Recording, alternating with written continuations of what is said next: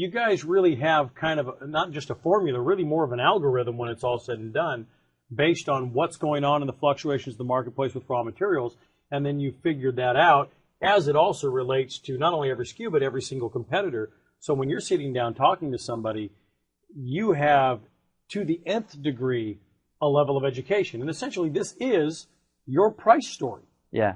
And you know what? We hope it doesn't get that granular, because frankly, it doesn't need to.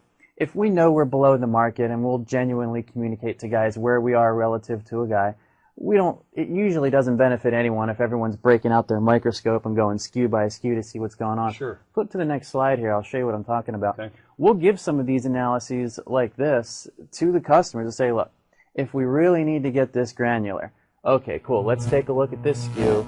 We'll compare it, at our price levels versus, each one of the competitors here. And we can see what's going on if we want to on a SKU by SKU basis. At the end of the day, you don't really need to go there. If you have to, it's there, but it's available. We know what the bottom line numbers are by saying, all right, us relative to competitor X, bam, here's where we are. And and these numbers back it all up.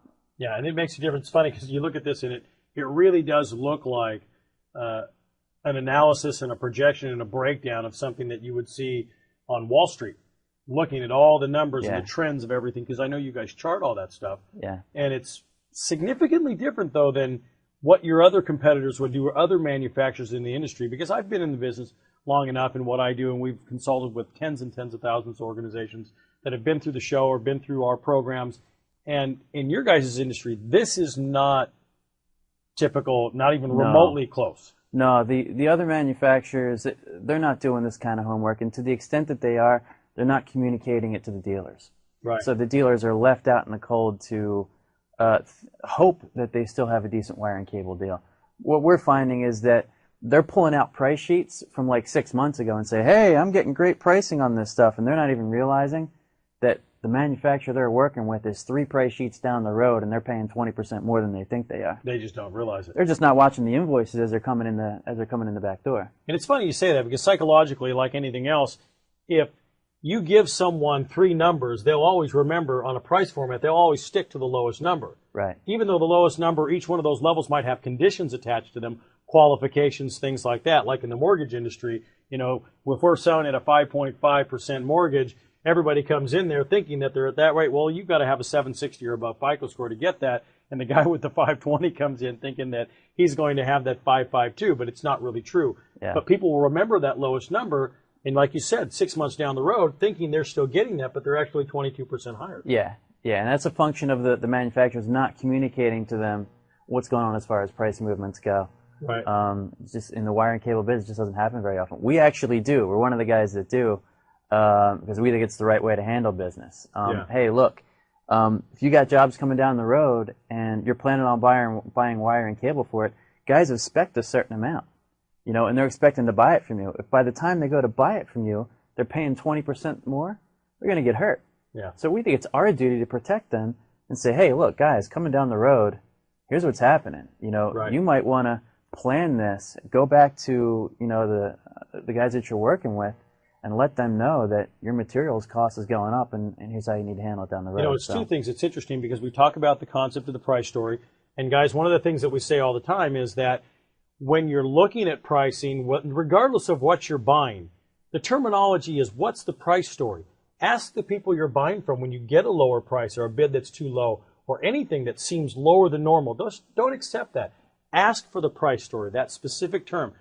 What is the price story? Meaning, what is the story behind the price? How you've arrived at this? And secondly, I wanted to make a comment, which I think is exceptional for Brian and his organization, is that there's a difference between a manufacturer of a product and then a manufacturer of a product that understands the concept of business, and more specifically the concept of the businesses that he's actually selling to, because you guys are selling to businesses in the form of distributors or potentially businesses in the form of dealers who own businesses. And these guys have projections, they have projected costs going forward, a business coming in, inventory they have to get, things like that, trying to narrow down the amount of expenditures that they have and increase the profit. And what you're doing from this perspective, which I absolutely love and which is one of the reasons I brought Brian onto the show in the segment, is because with this, he can protect a guy from a business perspective as he's planning his year out, his quarter out, so on and so forth, and know, because if he's looking at getting some bigger jobs down the road, and then all of a sudden you're looking at the trends and you know that that cost is going to potentially go up by 23%, it's probably more advisable for that guy to inventory a little more at this lower cost structure. Yeah. But if not, it changes on the guy. But that makes a big difference, because if he comes in and he's got 40% of his work during the year that comes in when the costs go up, he's really caused himself a significant problem. Yeah.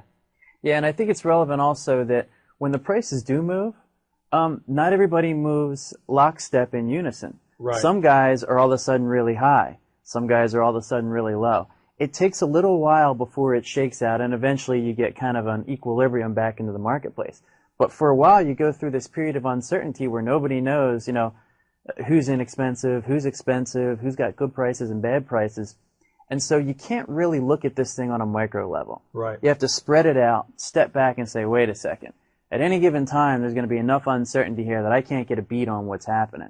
I got to look at this over a period of, you know, months and really years to get an accurate picture of really where a company stands. And you got to chart the trends. No different than what they would do in the market. Absolutely. And that's why if you look at a guy's pricing at a particular date and time, it's only semi-relevant, because in a few weeks, it's not all that relevant anymore. Look at their pricing over the course of years. Then you actually have is what we talked something about. To go off. That's the price story. That's where we win. Yeah. You know, that's where we can say we're consistently, you know, quarter after quarter, year after year ahead of guys. You know, forget about day by day, but, you know, year after year, we end up ahead of guys. So. You know, it's interesting you say that, because it's like we talk about in investments. You hold these bigger stocks, these stable companies, and they may not be rocketing all the time, but over the long haul, they are consistently outperforming everything else, and they are the secure bet. Yeah. And that's really what you want, because you can't plan a business based on a day-to-day micro version. It eliminates the need for them to look at it on a micro basis. Yeah. You know, now they know, look, I got my long-term stock. They're going to be where I need them to be long-term. I don't need to check it every day. Right. You know. Makes a big difference. Parting shots? You know, look, I would give guys advice to say, when looking at pricing for wire and cable, step back, take the macro view here. Work with an organization where you know you're getting good pricing, not just in the short term, but in the long term. Yeah, fantastic. Guys, ask for the price story, okay? This is Edward Earl with Competitive Intelligence on The Grow Show, and Brian Rizzo, Vice Cable. Thanks, Brian, for being on the show. Thanks for having me.